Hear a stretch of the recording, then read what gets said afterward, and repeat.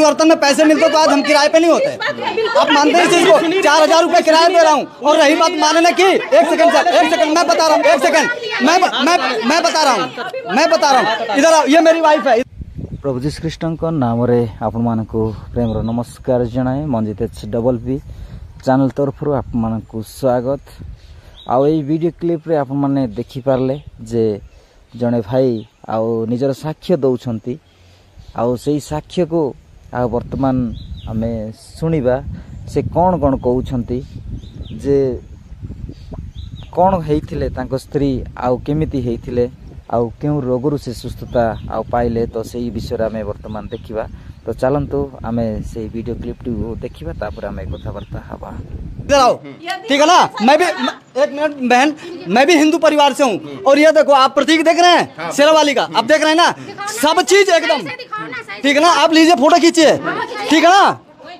मैं हर जगह से परेशान हुआ, कहाँ नहीं गया, मंदिर गया, मस्जिद गया, ठीक है ना? यहाँ तक कि वैष्णो देवी धाम गया, नीलकंठ गया, हरिद्वार गया, कांवड़ उठा के लेके गया, कोई नहीं सुना इनके दिमाग में कीड़ा है। अभी डॉक्टर की रिपोर्ट दिखाऊंगा घर से लाके, ठीक है ना? इसी एम्स की न्यूरोलॉजी की पेशेंट है। जब से सुनो, जब से यीशु मसीह को माना तब से सही हो गए। बिल्कुल ठीक है, खड़ी है सामने, आप इनसे गवाही ले सकते हैं। मैं गवाह हूँ इस चीज का।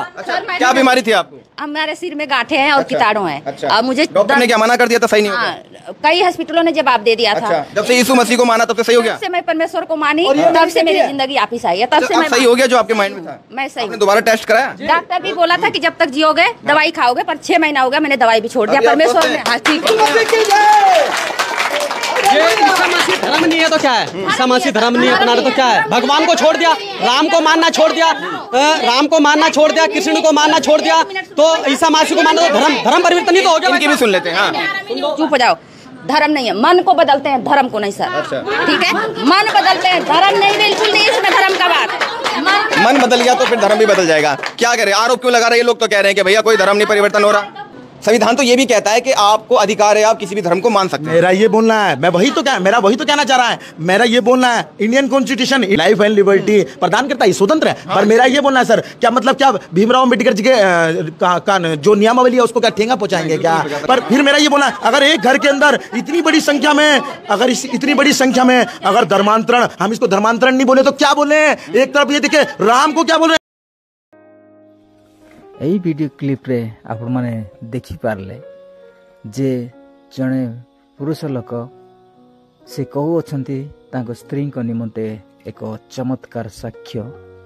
ଆଉ ସେ କହୁଛନ୍ତି ଯେ ଆମେ ଅନେକ ମନ୍ଦିର ବୁଲିଲୁ, ହରିଦ୍ୱାର, ପୁରୀ, ସେ କ'ଣ କ'ଣ କହୁଛନ୍ତି, କୁଆଡ଼େ କୁଆଡ଼େ କହୁଛନ୍ତି।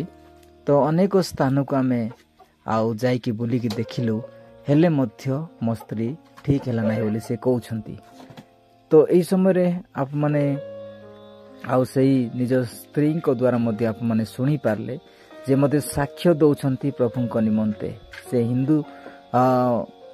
हिंदू परिवार आसी से माने जीशुंकर नाम को से माने प्रशंसा करुछंती। कहीं आमे अनेक देवादेवी मानक आमे डाकिलु, प्रार्थना कलु, आ मेडिकल गलु एवं अनेक मंदिर मध्य गलु, किंतु कौनसी प्रकार आम को शांति मिलला नहीं। किंतु जेते बेला आम जीशु पाखक गलु आउ सही समय बा सही दिन ठारू आम को आउ शांति मिलला। एवं डॉक्टर कहते कि जे यही रोगी आउ सबुदिन पाई से मेडिसिन व्यवहार करिबो बोली से कहते। आउ मुंडरे तांकर पोक लगी जाइथिला बोली कहउछंती। आउ कोन होइथिला तो आप माने आउ सुनी पारले जे आउ कौन सी प्रकार से भल हम ना, जदि भी भल हम ताहले ताकू सबुदिन मेडिसिन खाइबा को पड़ियो बोली से कहउछंती।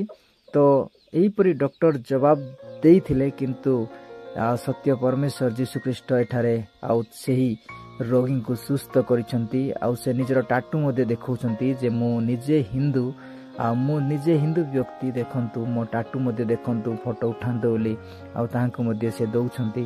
तो आप माने एतिरु जानि पारुछंती जे दिन को दिन लोक माने जीशु आड़ को से माने अग्रसर होउछंती। समस्ते प्रभु जीशु ख्रीष्ट पाखक से माने चली जिवे। शेष समय कौन सी प्रकार हिंदू धर्म रहिबनी कि मुस्लिम धर्म रहिबनी कि कौन सी धर्म रहिबनी, समस्ते आउ जीशु पाखक चली आसीबे। आउ सेति पई आउ प्रभु को आमे सदा सर्वदा आमे प्रार्थना करिबा आउ प्रशंसा करिबा एवं आमे भय करिबा नाही। यीशु ख्रीष्टंकर विरोधी माने से माने हमको डरेबे, धमकेबे, मारिबे, पिटिबे, किंतु आप माने भय करंतु नाही। एहीपरि साक्ष्य अधिक दियंतु। निश्चित भाव रे प्रभु समस्त मन में छुईबे एवं आपण मानक मध्य अधिक आशीर्वाद करेंगे। कहीं एहीपरि कहवा द्वारा आ समस्ते मध्य जानी पारुछंती जे केहू धर्म रे बा केहू भगवान बा प्रभु ठारे शक्ति रही अछि, आरोग्य शक्ति रही अछि। केवल जीशु ठारे ही आरोग्य शक्ति रही थाए। आउ तांक पाखु जे आसे से बिना मूल्य रे सुस्थता पाई कि से घर को फेरी थाए। तो सेति पई आप माने प्रार्थना करंतु आ विश्वास करंतु। निश्चित भाव रे प्रभु आप मान को आशीर्वाद करिवे। जे कोनसी रोग हो ना कहीं कि पैरालिसिस रोग हो, पागल रोग हो कि जे कोनसी गुडे घा हो कि जे कोनसी गुडे ये हो, समस्ते आ प्रार्थना करंतु। निश्चय प्रभु आशीर्वाद करिवे। जदि ही वीडियो भल लागिला ताहले आप माने लाइक करंतु, सब्सक्राइब करंतु, शेयर करंतु एवं कमेंट करंतु।